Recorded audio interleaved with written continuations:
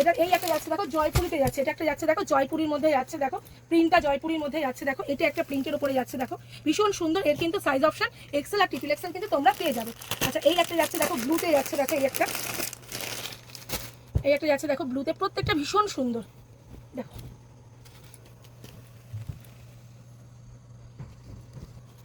প্রত্যেকটাতে কিন্তু কাঁথা কাজ এবং সিকোয়েন্স দেওয়া আছে, আর এগুলো 60 কটনের মধ্যে রয়েছে।